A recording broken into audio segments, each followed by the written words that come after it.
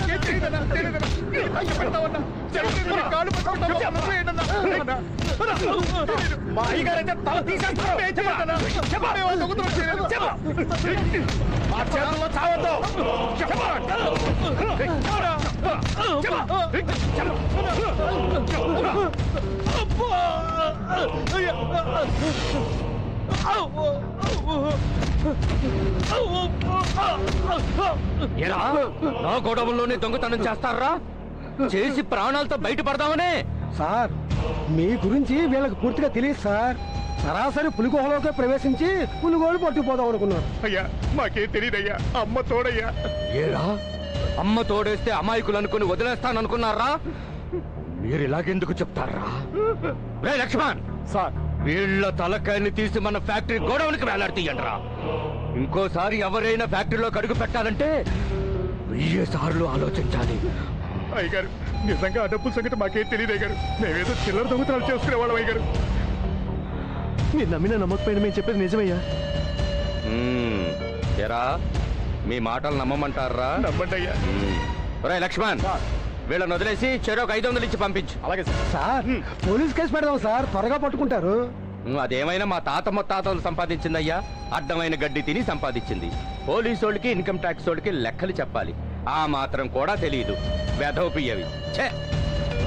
అసలు దొంగలను వదిలేసి చిల్లర దొంగలను పట్టుకొచ్చారు. అంతా తాగడం తినడం తప్ప ఒక్క పని చేత కాదు. సార్ ఇంతకీ వాళ్ళకి డబ్బు ఎందుకు ఇచ్చినట్టు? చూడు పియ్యే, అందరూ వ్యాపారంలో ఎదగడానికి రాజకీయాలను ఆశ్రయిస్తారు. నాకు రాజకీయమే వ్యాపారం. నా పెట్టుబడి రాబడి అంతా రాజకీయమే.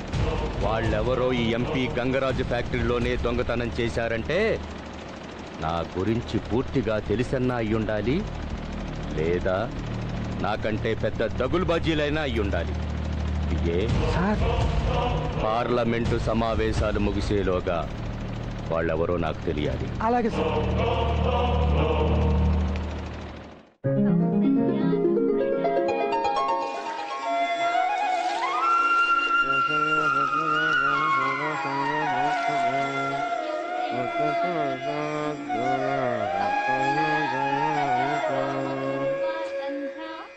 ఏడుకొండలవాడ వెంకటరమణ, అందరూ బాగుండాలన్నా.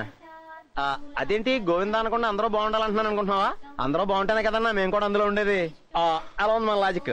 ఇలాంటి మన దగ్గర చాలా ఉన్నాయి, ఒక్కోటి ఇస్తానే. ప్లేట్ వాటికి డబ్బులు తీసుకో.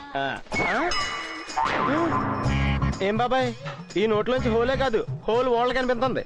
ఇంకోటి నువ్వు ఇచ్చిన వాళ్ళలో కూడా హోలే ఉంది, వాడలేదు. ఇది అలాగే. ఈ 7 కొండలకే జలక్క, నీకు నెక్స్ట్ టైం ఇస్తాను.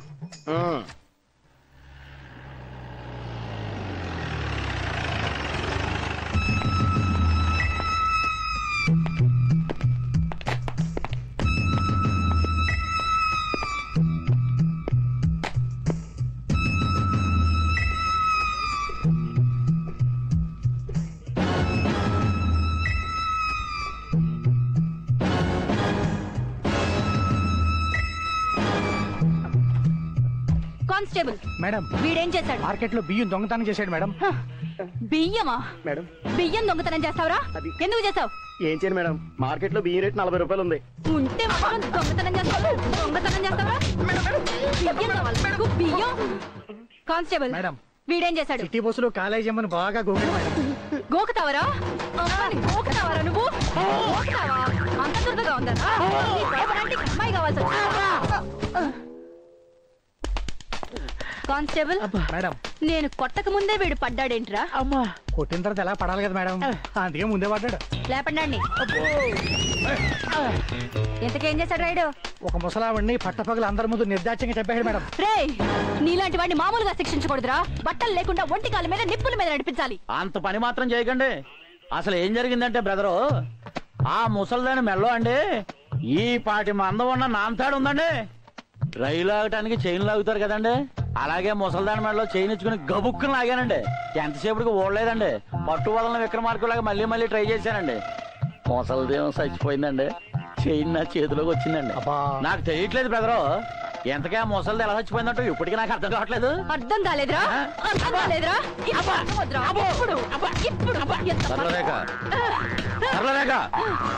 Sir good night sir.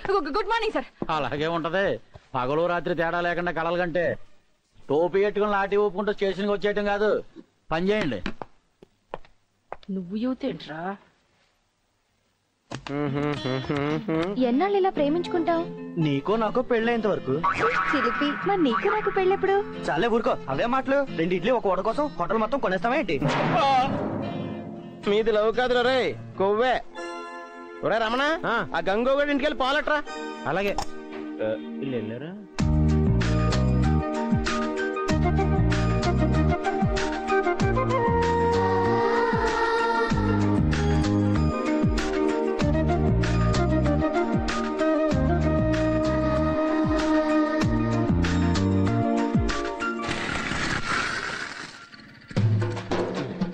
వీడి పేరు గంగిగోవా, గంగిరెద్దులో ఉన్నాడు. మ్యానుఫ్యాక్చరింగ్ డిఫెక్ట్ కాబోలు. వీడికి ఎలా పుట్టిందబ్బా ఎంత అందమైన అమ్మాయి? తల్లిపోలికి అనుకుంటా. పాలా? అవును, చిక్కని తాజా నంబర్ 1 పాలు. సరే, గేదెలు పేడేసే టైం అయింది. వెళ్ళి ఏడిగా పిడకలు వేసుకోవాలి. లోపల అమ్మాయి పొలం ఇచ్చుకో. అమ్మో బుజ్జమ్మ, మీరే పోయచ్చు కదా. ఇంకా నయం, చీకట్లో పేనకన్నా ఉందని జ్యోతిషుడు చెప్పడేమో బాబు. అందుకని పెందలాడి వెళ్ళి పనులు తప్పట్టేసిన తొందరగా వచ్చేయాలి. నువ్వు లోపలికి వెళ్ళి అమ్మాయిందిగా. నేనే నిన్నే కోరా. బుజ్జమ్మా, బుజ్జమ్మా, బుజ్జమ్మా. వచ్చినట్టున్నాడు.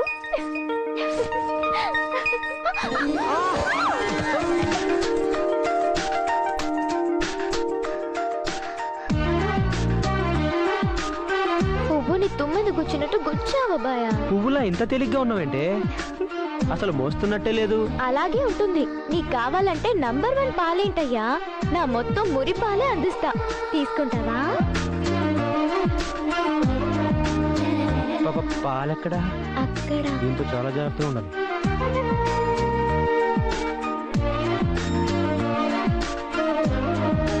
కుదురుగా ఉన్న తేనె పట్టుని కదిపావు కదరా, ఇప్పుడు దీన్ని ఆపేదలా?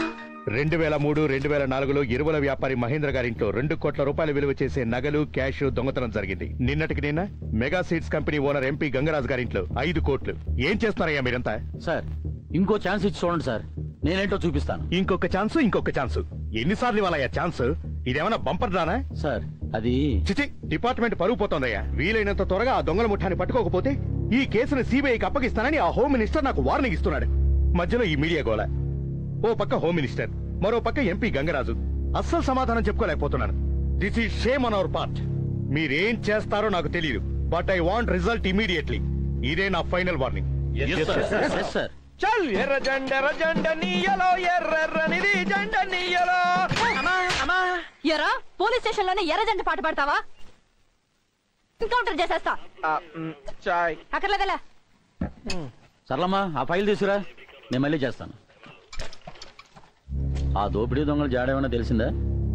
పైనుంచి ఒకటి ప్రెజర్స్ అమ్మా. అది డెఫినెట్ గా బీహార్ దొంగల పనే ఉంటుందని డిపార్ట్మెంట్ లో అందరూ మాట్లాడుకుంటున్నారు సార్. అచ్చా, ఈ బీహార్ అంటారు.